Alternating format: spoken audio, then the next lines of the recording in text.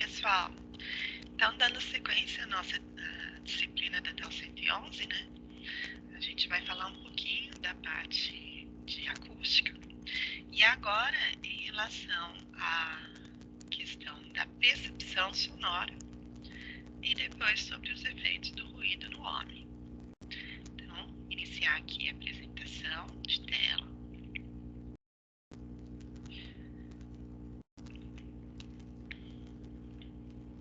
Bom, quando a gente fala em acústica, sempre que a gente fala, na verdade, em conforto ambiental, todo conforto ambiental vai estar associado a algum órgão sensorial. No caso, a acústica, obviamente, está relacionada ao ouvido. O ouvido, ele tem três componentes básicos, né? Que a gente vai colocar como a orelha externa, da qual fazem partes, né? A orelha, a estrutura da orelha propriamente, né? O canal auditivo, tá? Que vai ser responsável aí pela captação sonora. Depois a gente tem o que é considerado aqui a orelha média, dos quais são componentes a membrana timpânica e os ossos, né, do ouvido. São os menores ossos do corpo humano, que é o matelo, que está ligado ao tímpano, a bigorna e o estribo. Entre esses ossinhos, né, a gente vai ter aí uma articulação em que o som captado pelo ouvido ao atingir a membrana timpânica vai provocar uma vibração que vai ser transmitida e amplificada através desses ossículos, tá?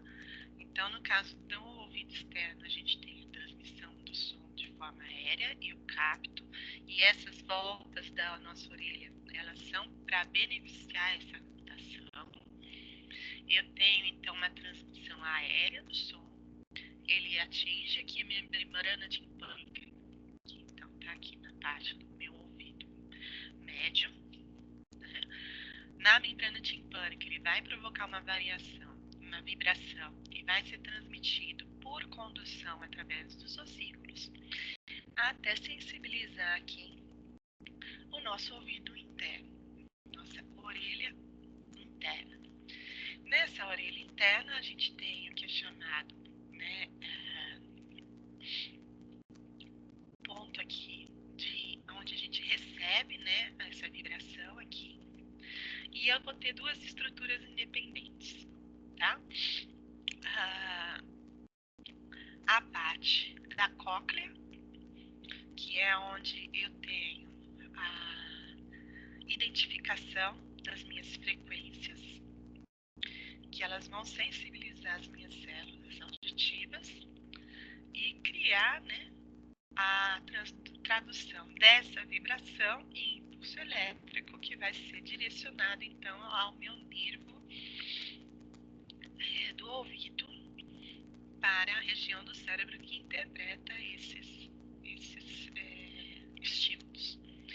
E eu tenho uma segunda estrutura, que é o labirinto, que são essas três curvas, né, esses três anéis aqui, cada um numa direção, x, y, z, que é responsável por interpretar, né, a posição do nosso corpo no espaço, em termos de largura, profundidade e altura.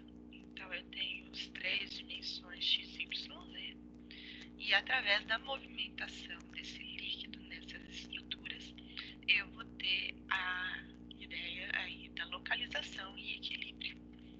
Novamente, eu tenho aqui essa transmissão, né, dessa movimentação desse líquido no nervo vestíbulo cloqueal, tá? Então, eu tenho aqui dois nervos, o nervo coclear e o nervo vestibular, tá? Que vão encaminhar essas mensagens ao cérebro. Então, aqui eu tenho inicialmente a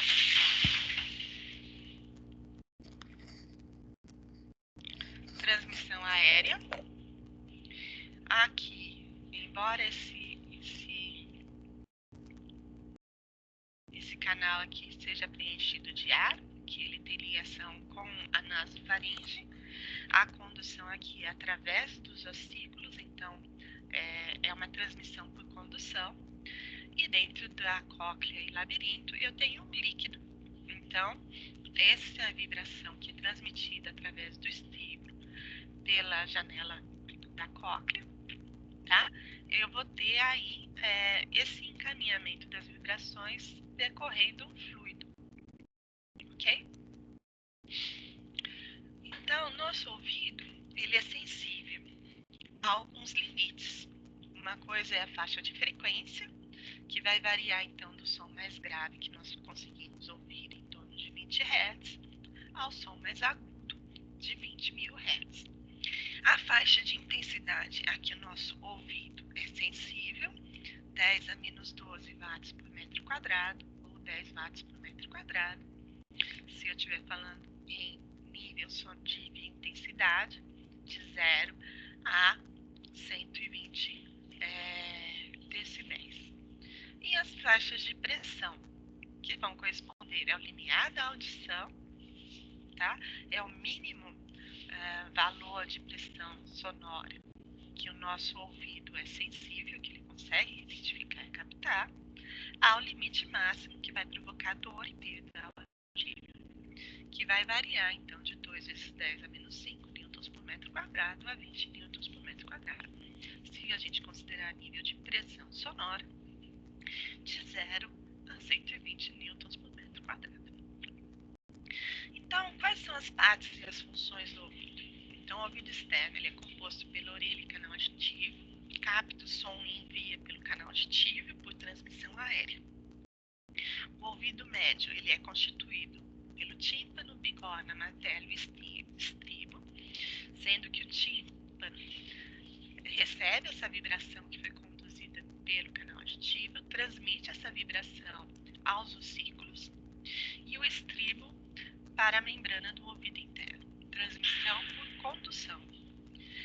A função desses ossículos, né, dos ossinhos e de suas articulações, é funcionar como um amplificador sonoro.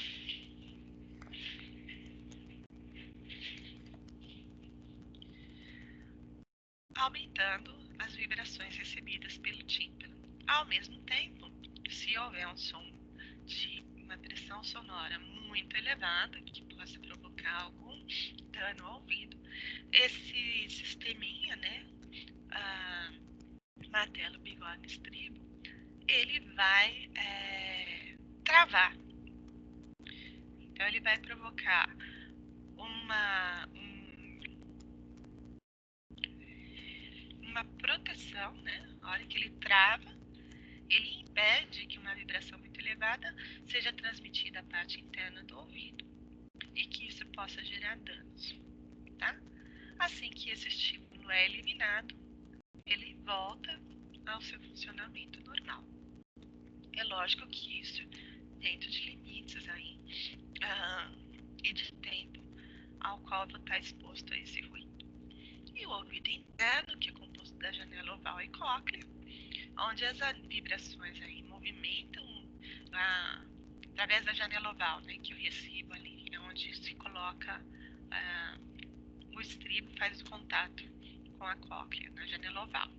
Então, através desse ponto aí, eu recebo as vibrações que chegaram pelo estribo ao líquido da cóclea, que provocam movimentos vibratórios nos cílios, que são essas células existentes no ouvido interno, e que geram impulsos nervosos que são transmitidos para o cérebro através dos nervos, compondo a informação acústica, né? Como a gente já falou, além da questão da audição, que é a parte da cóclea, o ouvido interno também atua no equilíbrio com a estrutura do labirinto. Se a gente der uma olhadinha mais detalhadamente, né, na parte do ouvido médio e do ouvido interno, nós vamos então perceber como funciona essa mecânica, tá? Então, essas ondas sonoras aqui que foram recebidas atingem o tímpano, a membrana timpânica, vão provocar essa vibração que é passada ao martelo, Aqui a gente tem uma articulação entre martelo e bigode. Essa vibração é passada à bigode. Aqui uma nova articulação e é passada ao estribo. Cada um desses elementos vai provocar um movimento vibratório que vai proporcionar uma amplificação desse som. A hora que ele atinge, então, a janela oval, aqui na cóclea, essa vibração vai percorrer toda a extensão da cóclea, que é uma espiral. Então, ela inicialmente percorre aqui, essa extensão aqui superior, e depois retorna aqui, essa vibração até a janela redonda, que faz a compensação da pressão recebida, tá? Em cada setor que eu tenho aqui desse encaminhamento do som, eu vou tendo várias células ciliadas que são sensíveis a frequências distintas. Então, no início da cóclea, ela vai ler algumas frequências. Aqui no meio da cóclea, as frequências médias, e aqui no final da cóclea, né, as frequências mais agudas. Além disso, a gente precisa considerar, né, uma outra característica associada à percepção sonora, que é a audição binaural. Então, a audição binaural quer dizer o quê? Nós temos dois ouvidos, né? Além daquela questão, a gente ouve mais do que fala, né? Mas a gente tem que lembrar que, além dessa questão da audição em si, elas nos permitem localizar a fonte sonora, saber de que direção está vindo o som, tá? Então, essas ondas sonoras atingem cada um dos ouvidos em tempos diferentes. É um tempo muito pequenininho, né? Questão de milissegundos. Mas essa diferença, né, que a gente racionalmente não interpreta, o nosso cérebro consegue interpretar. E com isso ele sabe se o som está vindo mais da sua esquerda, da sua direita, da sua frente ou da parte posterior. E, em função disso, eu consigo localizar o som no espaço, tá? Lembrando que as frequências mais altas, né, eu tenho uma percepção maior daquelas que vêm da parte frontal, as médias um pouquinho mais ampliadas e as baixas, as minhas frequências, por questão do seu comprimento de onda, eu tenho uma percepção mais global. Então, muitas vezes, assim, você está no carro conversando, você não ouve direito quem está no banco traseiro, porque ele está falando às suas costas, se você for motorista, né? Por conta dessa característica, né? A gente tem uma maior facilidade, principalmente nas frequências mais altas, de ouvir os sons que vêm à nossa frente ou da nossa lateral. Então, a gente viu que na aula anterior, quando a gente falou dos níveis sonoros, nível de potência sonora, nível de intensidade sonora, nível de pressão sonora, que eles foram determinados em função de uma escala logarítmica, aonde, quando eu falei nível, eu sempre estabeleço uma relação de comparação, aonde aqueles meus limites, né, da audição, seja para intensidade ou para pressão, eles correspondem ao valor mínimo a que meu ouvido é sensibilizado, e ele passa a ser o zero da nossa escala,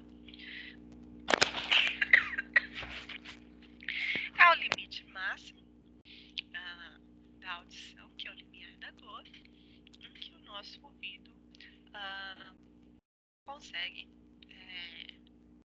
receber essa sensação sonora sem ter danos. E isso estava bastante relacionado a uma escala logarítmica, né? Então, quando a gente fala de sensação sonora, a gente também vai relacionar isso a esses limites.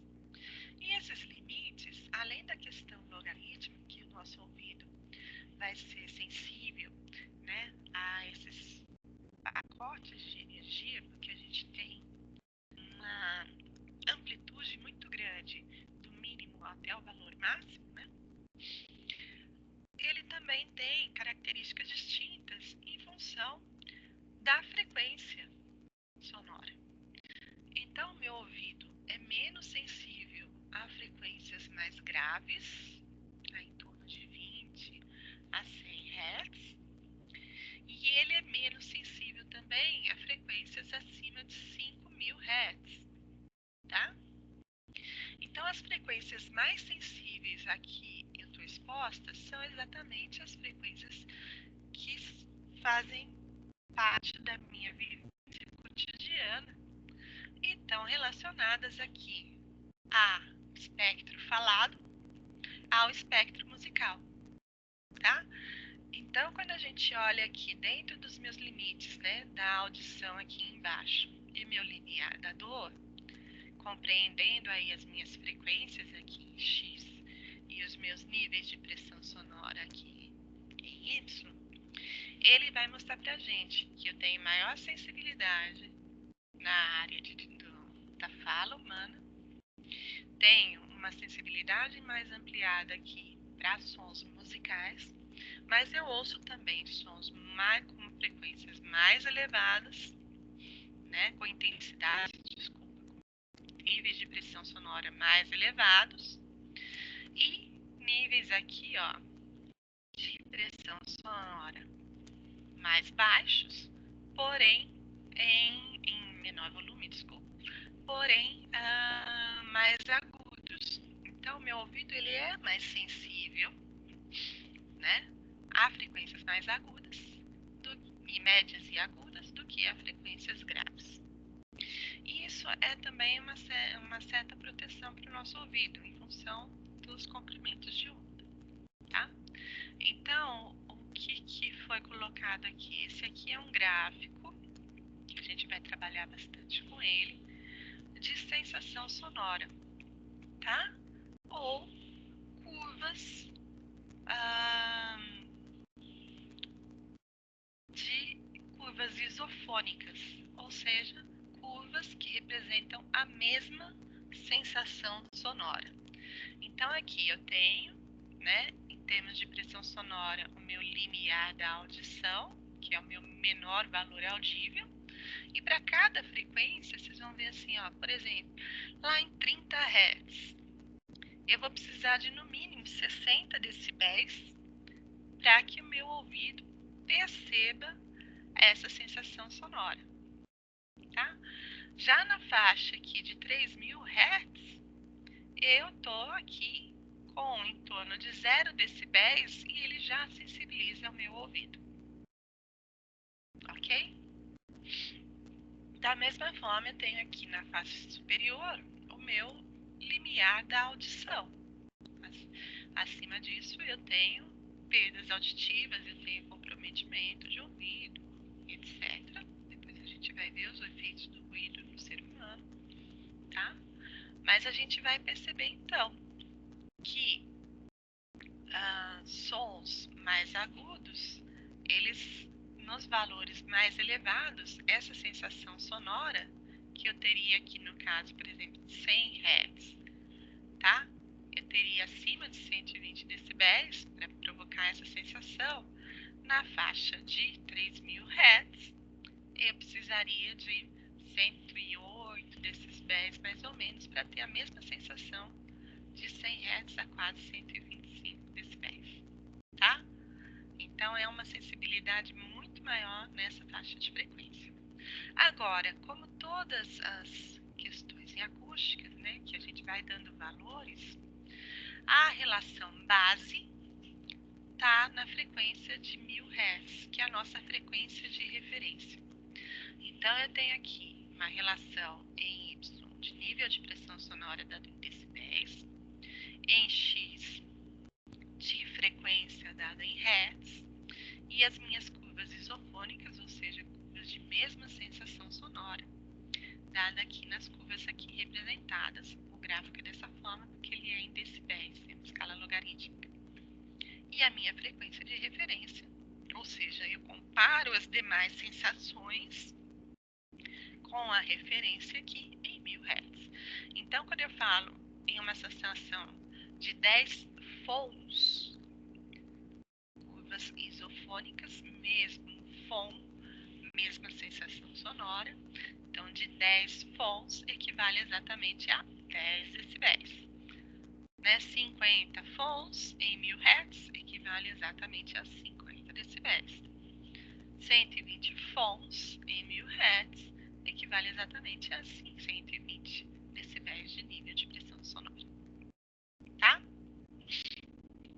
Então, a unidade do nível de audibilidade, que é esse gráfico aqui, é denominada FON, tá? Que é o nível de audibilidade correspondente à pressão sonora em decibéis na frequência de referência de 1000 Hz. E as minhas curvas isofônicas trazem para a gente a mesma sensação sonora, ou seja, de igual audibilidade em função de cada frequência que eu estou me referindo.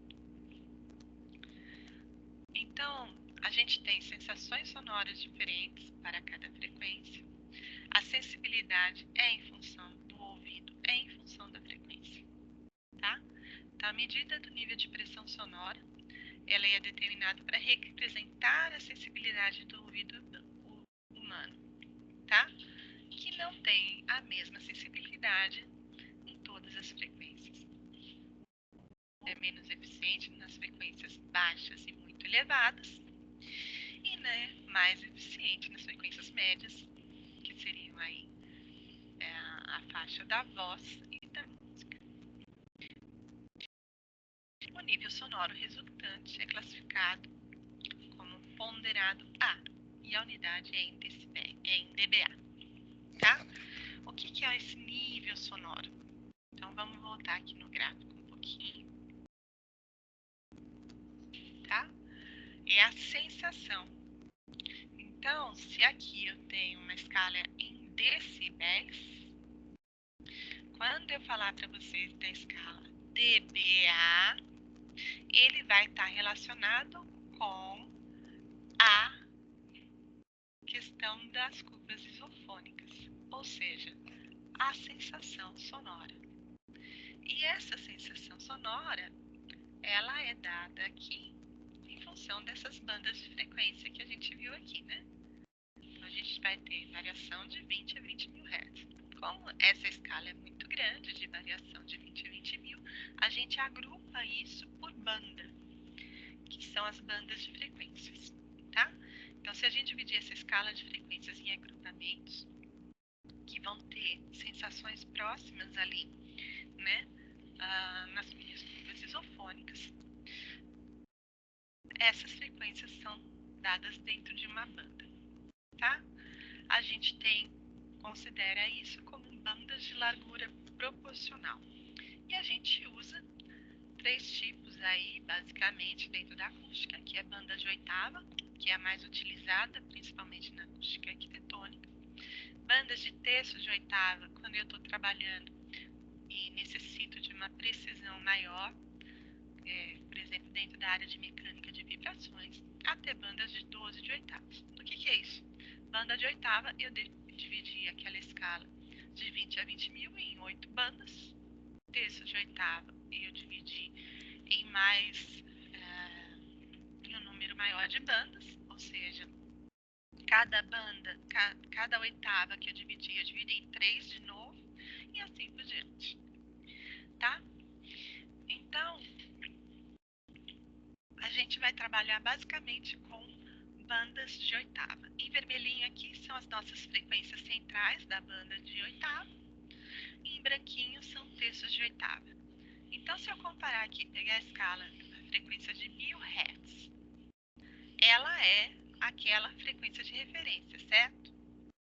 Então, se eu pegar a faixa de 500 Hz, eu tenho uma sensibilidade menor, tá? Menos 3,2. 250 Hz, menos 8,6. 127 Hz, menos 16,1. 63 Hz, menos 26,2 e assim por diante. E se eu estiver acima disso, por exemplo, 2000 Hz, eu somo 1,2, 4001. Então, quais são as principais frequências aí que a gente vai utilizar quando a gente for trabalhar com outros cálculos mais adiante? Como os cálculos de reverberação, os cálculos de tratamentos acústicos, etc. Né? Então a gente vai trabalhar com essas bandas aqui: 31.5, 63, 125, 250, 500, 1000, 2000, 4000, 8000. Sendo que na parte de reverberação eu trabalho aqui, né, principalmente nas minhas frequências de 125 a 2000 Hz, onde estão localizados principalmente a fala e os sons musicais. Então, o que são essas curvas, né? Que a gente falou, dBA. Então, o A é essa escala que vai associar os decibéis à sensação do ouvido, tá? Então, a escala dBA, ela vai fazer uma compensação em função dessa sensação sonora. Então, se a gente pegar aqui essa curva A, ela vai, né, mostrar pra gente que a gente tem uma sensibilidade menor aqui nos graves e maior nos agudos. Se a gente olhar naquele gráfico lá anterior, a gente vai ver que é quase que a curva invertida aqui das curvas isofônicas, né? E a gente tem o nível de pressão sonora, que é o dB, ou que seria a escala B, tá? Que ela é utilizada em aplicações em áreas urbanas, inspeção veicular, laboratórios, etc. E é a nossa referência quando a gente fala em nível de intensidade sonora, nível de pressão sonora e nível de potência sonora, tá? Então, se eu estou falando da questão da sensação sonora, eu trabalho em dBA. Se eu estou falando em aplicações, né, no isolamento sonoro, situações aí em áreas urbanas, eu falo em dB, tá? Se eu estou falando em exposição de ruído, eu falo em dBA, que eu estou falando da pessoa, tá? E eu tenho mais outras duas curvas que são utilizadas na área de mecânica vibratória, que é a curva C e a curva D. A curva C, ela é utilizada quando eu tenho situações de ruído de impacto. O que acontece? Ela é uma curva que está mais preocupada com aquelas frequências mais graves. E a curva D, ela é utilizada exatamente no outro extremo, que são as altas frequências, principalmente para avaliar frequências de turbinas e jatos, tá? Então, para a gente aqui dentro da arquitetura, o que nos interessa são essas duas, dB e dBA, tá? E aí a gente tem, né, aquelas compensações que eu já tinha falado lá na tabela para vocês, que eu faço entre o dB, que seria essa resposta plana, e a sensação auditiva, que é a sensação psicofísica, que é dada em dBA. Então, se a gente pegar aí essa questão das percepções, né, e começar a imaginar quais são as fontes sonoras a que eu estou exposto dentro do ambiente urbano, então, dentro de um som tipicamente de tráfego veicular, ele gira numa pressão total aí em torno de 72 dBAs, sendo que eu tenho uma frequência maior, né, um nível de intensidade maior aqui nos sons mais graves e menor nos sons agudos. Já no caso de ruído aéreo, esse som aí atinge em torno de 98 dBAs, sendo que eu tenho maior intensidade nos sons mais agudos. E se a gente pegar ruído de caminhões e veículos pesados, ela vai ter uma sensação sonora aí de 84 dBAs, sendo que eu tenho muito mais ruído, valores, né, de pressão sonora muito mais elevados nas frequências mais graves do que nas frequências agudas, tá?